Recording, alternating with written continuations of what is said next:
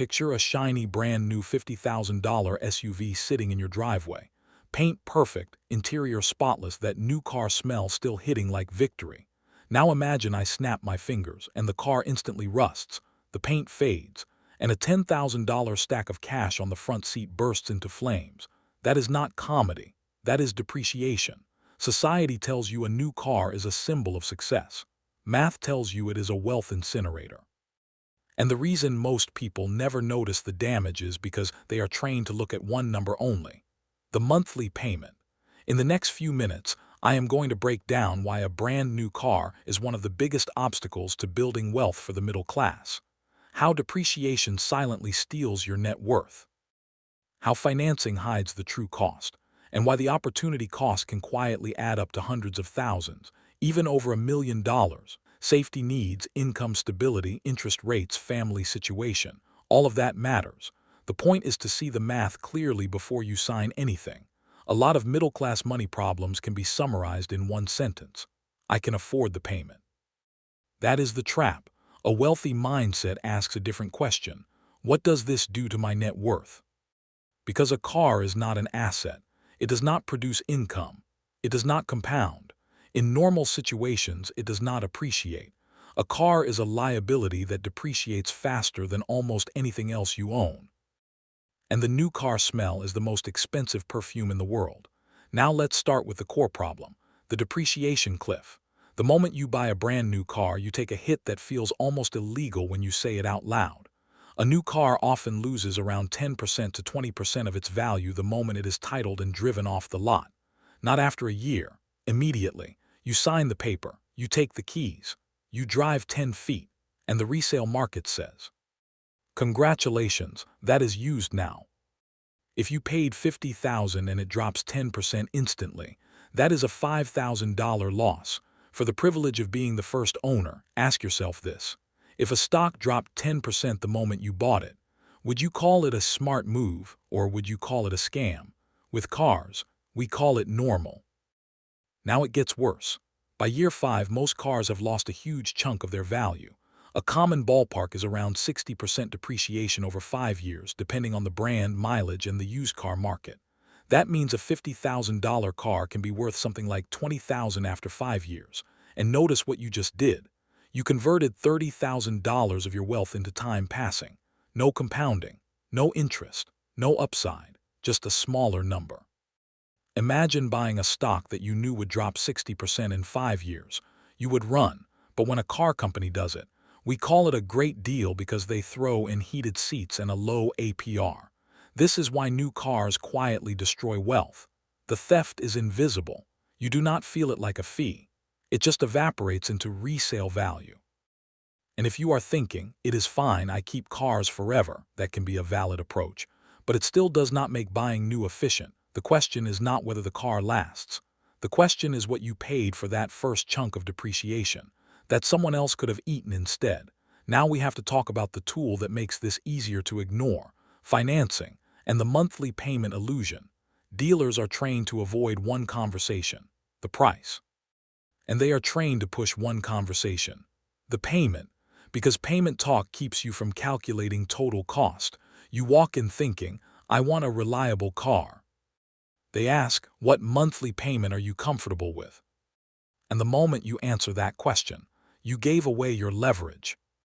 Because almost any car can be made to fit almost any payment, if you stretch the loan long enough. That is why 72-month, 84-month, even 96-month loans exist. Not because it is good for you, because it is good for sales. A longer loan lowers the monthly payment, which makes a too expensive car feel affordable. But the total cost often goes way up, and the depreciation clock starts immediately. So you get the worst of both worlds. You owe a lot on an asset that is shrinking fast. This is where people get trapped. Negative equity. Let's use a simple example. You owe $30,000 on the loan, but the car is only worth $22,000 because depreciation moved faster than your loan balance. That gap, $8,000, is negative equity. You are underwater. Now try to sell the car. You can sell it for $22,000, but you still owe $30,000. So to get out, you have to write a check for $8,000 just to escape. Most people do not have 8,000 lying around for escape money. So they do the next trap. They roll the negative equity into the next car. They trade it in. The dealer says no problem and the 8,000 gets added to the next loan. Now you are not just buying a car. You are buying your old mistake again, with interest. And this is how people with decent incomes end up with permanent car payments, because they are always refinancing depreciation. Ask yourself this.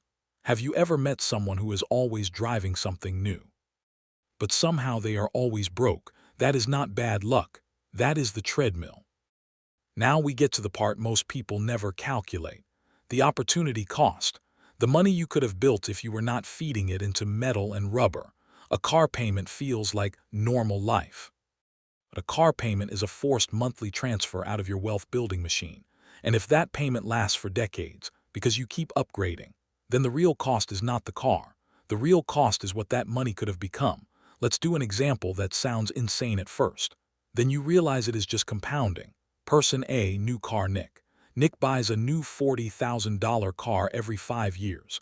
He keeps a payment around $700 a month, basically forever. Lease, finance, trade-in. Repeat. Person B, used car Steve. Steve buys a 3-year-old car, often off lease. Reliable, modern, safe. He avoids the constant $700 payment. Maybe he pays cash. Maybe he uses a small, short loan, but he does not live on a permanent car payment treadmill. Then Steve invests that same $700 per month into a diversified portfolio. For example, a low-cost index fund approach, depending on risk tolerance and time horizon. No hype, no gambling, just consistent investing. Assume an 8% long-term average return as an example. Not a guarantee. Over 30 years, $700 per month invested at 8% grows to roughly $1 million to $2 million, depending on timing and assumptions. Now compare what each person has after 30 years. Nick has cycled through multiple new cars, and what is left is aging metal worth a fraction of what he paid into it. Steve has an investment portfolio that can fund freedom. Punchline. That new car did not cost Nick $40,000. It cost Nick his retirement, and if that feels dramatic, remember what is really happening. Nick replaced compounding with consumption, month after month, year after year. Now the goal is not to shame anyone. The goal is to show you the trade you are making. Because most people never see the full price tag. So what is the solution? If you still want a good car without donating your future, there is a sweet spot in car buying, the 3-year rule. Let someone else take the depreciation hit. A lot of the steepest depreciation happens in the first few years. So buying a car that is about 3 years old, often off lease, can give you modern reliability without eating the worst part of the value drop. It is still modern, it is still safe, it is still comfortable, but the first owner paid for that big initial cliff. You are buying after the drop, not before it. Now if you must finance, use a rule that forces reality back into the conversation. The 24-10 rule, 20% down, no more than 4 years on the loan term, and the payment is less than 10% of your income. This rule exists for one reason: to prevent the payment illusion from ruining you, because if you cannot fit the car into that math, you cannot afford the car, period. Not I can make the payment. Not it will be tight for a while.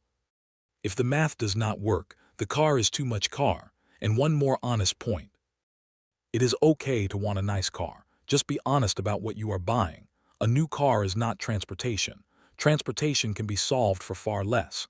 A new car is lifestyle, identity, a feeling. That is fine, as long as you understand the real price includes depreciation, higher insurance in many cases, and the opportunity cost of what that money could have become. Now let's recap in plain English.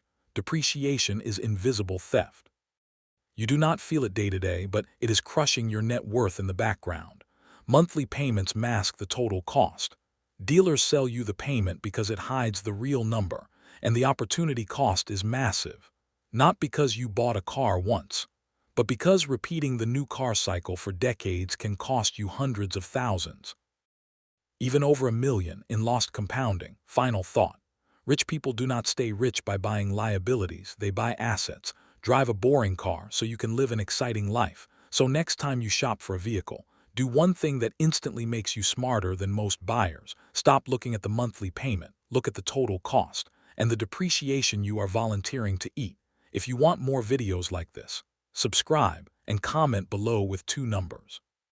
Your current monthly car payment and how many years you have left on the loan.